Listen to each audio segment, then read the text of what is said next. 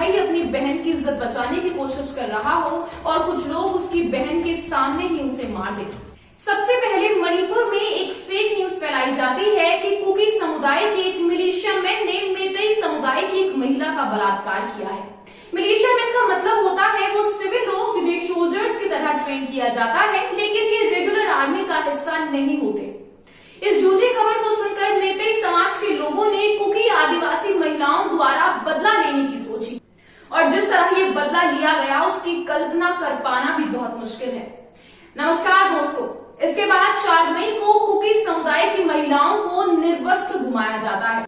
असल में ये महिलाएं एक छोटे समूह का हिस्सा थी जो 4 मई को हिंसा के बीच अपनी जान बचाने के लिए एक जंगली इलाके की तरफ भाग गया था। फिर मेतई लोगों की भीड़ ने एक गांव पर छापा मारा और इस छोटे समूह का पीछा किया जिसमें 2 पुरुष और 3 महिलाएं शामिल थी।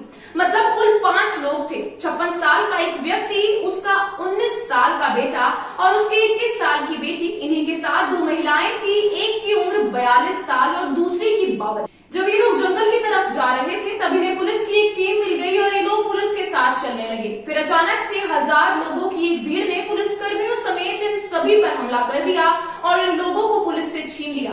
इस हमले में 19 साल के लड़के की मौत हो गई जो अपने 21 साल की बहन की इज्जत बचाने की कोशिश कर रहा था। और इसके बाद मेतई समाज के लोगों की इस भीड़ ने कुकी समाज की महिलाओं को निर्वस्त्र घुमाया। बाद में इन महिलाओं के रिश्तेदारों ने जब पुलिस में शिकायत की तो पता चला कि इनमें से एक के साथ गैंगरेप भी किया गया था। घटना के बाद मणिपुर में 3 मई को इंटरनेट बंद कर दिया गया था। इसीलिए इस भयावह घटना का वीडियो जुलाई में इंटरनेट पर वायरल हुआ और सरकार तक को तभी पता चला। इस मामले में अभी तक 7 लोगों को गिरफ्तार किया जा चुका है। तो दोस्तों, मणिपुर में इस जातीय हिंसा की शुरुआत तभी से हो जाती है जब राज्य के मेतई समुदाय के लोग खुद के लिए एसटी यानी कि शेड्यूल्ड ट्राइब का दर्जा मांगते हैं। शुरुआत से बात करें तो मणिपुर भारत का एक उत्तर पूर्वी राज्य है जिसके पूर्व में बांग्लादेश है और जिसका बॉर्डर म्यांमार से लगता है। यहाँ 33 लाख लोग रहते हैं। तो मणिपुर की कुल आबादी में 57% लोग मेतई समुदाय के हैं और 43% लोग कुकी और नागा समुदाय के। आपको बता दें कि मणिपुर के मुख्यमंत्री एन बीरेन सिंह भी मेतई समुदाय से हैं और 2022 में फिर से सत्ता में आने के बाद कुकी समुदाय इन पर आदिवासी विरोधी एजेंडा चलाने का आरोप लगाते हैं। फिर एक बार इन्हीं की पार्टी के विधायक पाउदिनलाल हाओकिप ने बीरेन सिंह पर कुकी विरोधी होने का आरोप लगाया।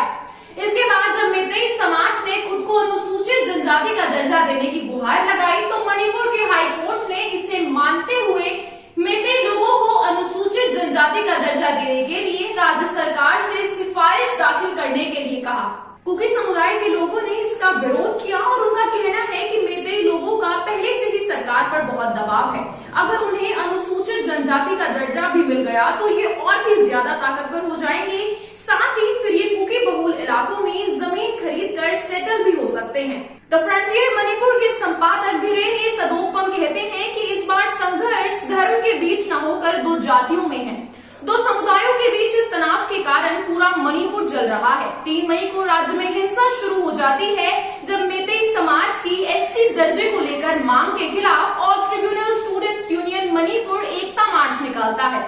इस दौरान कुकी समाज के लोग मणिपुर सरकार को भी अपना दुश्मन समझकर उन पर हमला करते हैं।